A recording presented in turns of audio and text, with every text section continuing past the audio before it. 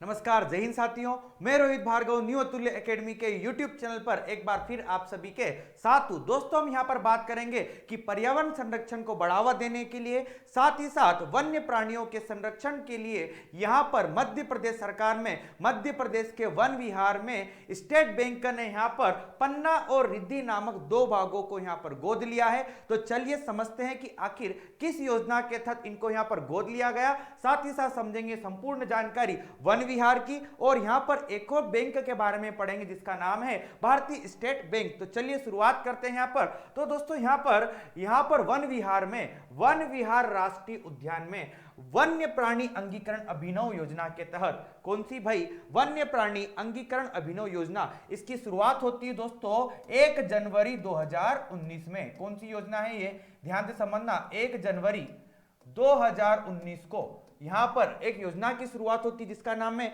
वन्य प्राणी अंगीकरण अभिनव योजना।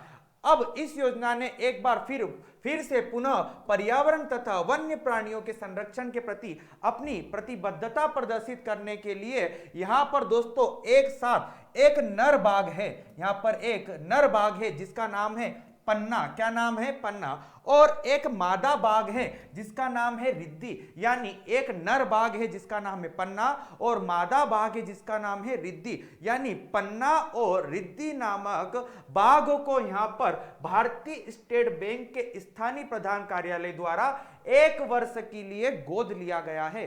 कितने वर्ष के लिए? 1 वर्ष के लिए। और इनको गोद लिया गया किस योजना के तहत आपसे पूछे तो वन्य प्राणी अंगीकरण अभिनव योजना के तहत, जिसकी शुरुआत होती है 1 जनवरी 2019 को। अब इसके अलावा समझना आप यहां पर, अगर आपसे बात करें यहां पर कि यहां पर वन विहार उद्यान के संचालक है एस.सी. गुप्ता को एसबीआई भारतीय स्टेट बैंक के समूह के मुख्य महाप्रबंधक विनोद कुमार मिश्रा ने दोनों प्राणियों के लिए यहां पर 1 लाख रुपए की राशि का चेक प्रदान किया है। और इससे पहले दोस्तों जिसने एसबीआई ने एक और मादा बाघ को गोद लिया था जिसका नाम है सीता। यानी सीता नामक मादा बाघ को पहले भी यहां पर बैंक के द्वारा यहां पर गोद लिया जा चुका है। ठीक है। और अभी कौन है यहां पर? पन्ना और रिद्धि। और पहले एक मादा बाघ को लिया था जिसका नाम क्या है? सीता नामक बाघ को। अब इसके बाद स्टेट बैंक समूह द्वारा इन वन्य प्राणियों को गोद, कई सारे भाई वन्य प्राणियों को गोद लिया जा चुका है। तो कितने में? 15 सहित।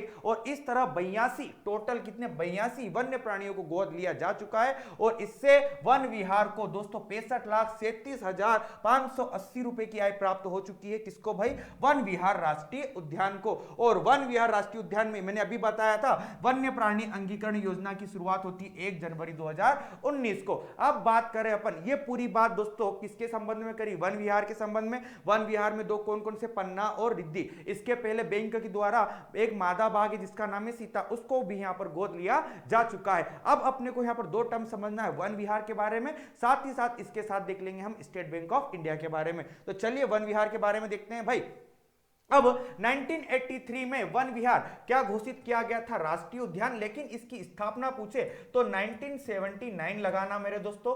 1979 में इसकी क्या की थी? स्थापना की गई थी वन विहार की। अब पूरे भोपाल नगर के बीचों बीच में, कहां पर? भोपाल नगर के बीचों बीच में यहां पर वन विहार राष्ट्रीय उद्यान है। मध्य प्रदेश का दोस्तों एकमात्र यह सर्प राष्ट्रीय उद्यान है। कौन सा भाई? एकमात्र सर्प उद्यान है। साथ ही साथ इस राष्ट्रीय उद्यान को एक संज्ञा दी गई है आधुनिक चिड़ियाघर की। कौन से भाई? आधुनिक चिड़ियाघर भी कहा जाता है। और यहां पर दोस्तों एक प्रसिद्ध जगह है प्रकृति व्याख्या विहार वितिका जैसे केंद्रों की यहां पर स्थापना की जा चुकी है वन विहार में। अगर इसके अलावा मैं बात करूं वन विहार में, तो इस राष्ट्रीय उद्यान में वन्य प्राणियों के लिए रेस्क्यू सेंटर स्थापित किया गया है, जिसमें दोस्तों इस रेस्क्यू सेंटर में होता क्या है? जितने भी वन्य प्राणी हैं उनको वहां पर चिकित्सीय सुविधाएं दी जाती है, चिकित्सा से संबंधित वहां पर इस प्रकार के राष्ट्रीय उद्यान वन्य जीवों के संरक्षण के लिए वहां पर चिकित्सीय सुविधाएं उपलब्ध कराई जाती है। और यह एक प्रकार का दोस्तों बाह्य एक्सक्लूसिव राष्ट्रीय उद्यान है। इसका अर्थ होता है कि क्षेत्र के बाहर प्राणियों और वनस्पतियों को संरक्षित करना। और इसे इंटरनेशनल स्टैंडर्ड ऑर्गेनाइजेशन के तहत अवार्ड प्रदान किया गया ISO 90012008 के तहत। और यहां पर दोस्तों एक योजना है, ध्यान से सुनना, बर्ड इंटरप्रिटेशन पार्क स्थित है। यहां पर पक्षियों को गोद लेने की योजना प्रारंभ की गई है। इतनी कहानी किसके बारे में? वन विहार के बारे में। साथ ही साथ सुनना यहां पर आप, मैं अगर बात करूं कि इस इस योजना के तहत वन विहार के बारे में तो हमने देख लिया, साथ ही साथ आप समझिए स्टेट बैंक ऑफ इंडिया के बारे में। किसके बारे में? एसबीआई के बारे में। सुनना मेरी बात ध्यान से। 1 जुलाई 1955 को इसकी स्थापना होती है। कब होती है? 1 जुलाई 1955 को यहां पर इसकी स्थापना होगी। और पूछे आपसे, ये भारत का सबसे बड़ा व्यापारिक बैंक है, जिसका मुख्यालय आपसे पूछे तो कहां पर है भाई? मुंबई में है। और एक और प्रश्न ध्यान रखना, यहां पर एसबीआई के चेयरमैन का नाम अगर आपसे पूछ लिया जाए तो जिसका नाम क्या है? दिनेश कुमार खारा। एसबीआई के चेयरमैन का नाम क्या है यहां पर? दिनेश कुमार खारा। ये इतनी जानकारी आप सभी के लिए उपयोगी है। उम्मीद करता हूं आपको दोस्तों ये सेशन अच्छा लगा होगा। सेशन अच्छा लगा हो तो लाइक, कमेंट और शेयर करें। मिलते हैं अगले सेशन में, तब तक के लिए जय हिंद, जय भारत दोस्तों।